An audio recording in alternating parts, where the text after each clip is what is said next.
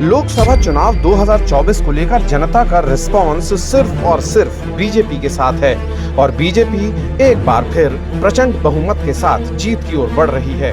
ये दावा जबलपुर पहुंचे प्रदेश के मुखिया मोहन यादव ने किया। रानी अवंतीबाई लोधी के बलिदान दिवस के मौके पर जबलपुर पहुंचे मुख्यमंत्री मोहन यादव ने वीरांगनाओं के बलिदान को जहां नमन किया, वहीं स्मरण भी कराया कि देश भर में भाजपा द्वारा पहला नॉमिनेशन सीधी लोकसभा सीट पर किया गया है। चुनाव के मद्देनजर विपक्ष पर निशाना साधते हुए मुख्यमंत्री मोहन यादव ने कहा कि आज भी कांग्रेस महानगरों तक अपने प्रत्याशियों की घोषणा नहीं कर पाई है।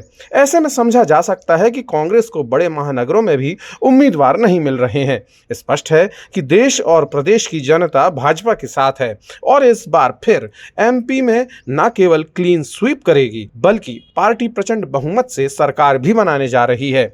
20 तारीख को हमने अपने लोकसभा के चुनाव का एक तरह से एक चरण का पूरे देश का सबसे पहला हमारा अपना नॉमिनेशन फॉर्म सीधी में जमा करवाया। बाद में रानी अवंतीबाई की बलिदान दिवस था, तो स्वाभाविक रूप से हम सबको अत्यंत आदर श्रद्धा के साथ विभिन्न कार्यक्रमों में देर रात तक शामिल हुआ।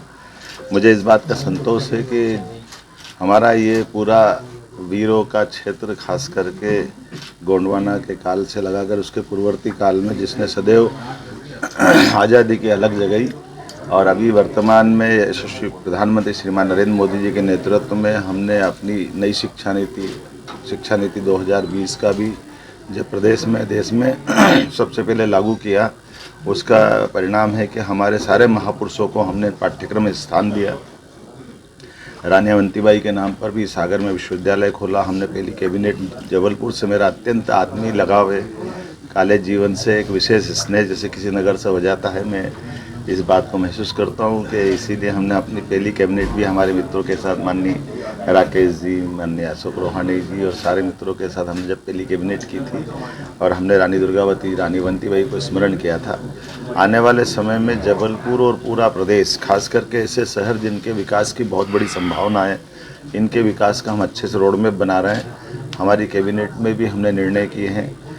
उज्जैन में जो समिट की थी उस दरमियान भी इस क्षेत्र में भी हमने अपने कारखानों का लोकार्पण किया, भूमि पूजन किया, और ये क्षेत्रीय लगातार निवेश को लेकर के आने वाले समय में जिस प्रकार से एग्रीकल्चर ग्रोथ रेट बढ़ी है, हम दो तरह से आगे बढ़ रहे हैं कि जिसमें कृषि आधारित फूड पार्क और बाकी चीज़ें, फूड इंडस्ट्रियाँ लगे, रेडीमेड गारमेंट्स की भी बड़ी संभावना है, और उसके अलावा कौन कौन से क्षेत्र जिसमें विकास की संभावना होगी, इसमें बड़े पैमाने पर जहाँ ये खदान आधारित उद्योग भी है, जिसमें माइनिंग का लेकर के बड़े अच्छे चक भी यहाँ उपलब्ध हैं।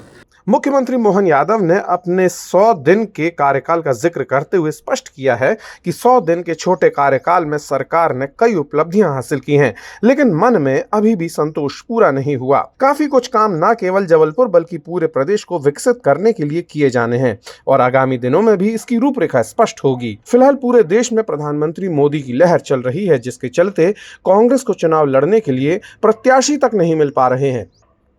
उम्मीद कर रहा हूँ कि पूरे प्रदेश में ये जो 100 दिन की हमारी सरकार, जिसने कई सारी उपलब्धियाँ हासिल की थी, जिनके बलबूते पर हमने अपनी संतोष मन से तो पूरा नहीं हुआ, लेकिन ये मान के चलो कि जितना बड़ा काम किया है, जितना बड़ा समय मिला था, समय बहुत अल्प होता है एक सरकार के लिए, 90 दिन का। ऐसे में सरकार का गठन, मंत्रिमंडल का गठन, तमाम प्रकार की बदलाव के बावजूद भी हमें संतोष है। यशस्वी प्रधानमंत्री ने जो हम सबको मार्गदर्शन दिया, हम उनके नेतृत्व में इस चुनाव की तरफ बढ़ गए हैं, और जिस प्रकार से जनता का रिस्पांस मिल रहा है वो काबिले तारीफ़ है। निश्चित रूप से हमारे इस माननीय मोदी जी का जो लहर चल रही है, यही हालत है कि कांग्रेस को प्रत्याशी भी नहीं मिल पा रहे हैं। आज की स्थिति में जब हमने सारे प्रत्याशी लगभग 10 दिन पहले डिक्लेयर कर चुके कांग्रेस को, आज सारे बड़े बड़े महानगर से उनकी सीटों पे कोई प्रत्याशी नहीं मिल रहे हैं। जनता का रिस्पांस भाजपा के साथ है, माननीय मोदी जी के साथ है, और मोदी जी के नेतृत्व में भाजपा फिर एक प्रचंड बहुमत की जीत की तरफ बढ़ रही है। और ये जो हमारा टारगेट था, 2014 में हम 27 जीते, 2019 में 28 जीते, और अब क्लीन स्वीप करने वाले हैं। और जो अब की बार 400 पार माननीय मोदी जी का जो नारा है, निश्चित रूप से हम उस दिशा में आगे बढ़ रहे हैं। मेरी अपनी ओर से प्रदेश की जनता को ये आश्वस्त करना चाहूँगा कि माननीय मोदी जी के नेतृत्व में डबल इंजन की सरकार द्रुत गति से आगे बढ़ेगी और विकास के किसी मामले में कोई कोर कसर बाकी नहीं रहेगी। बहुत धन्यवाद। सिर्फ सच।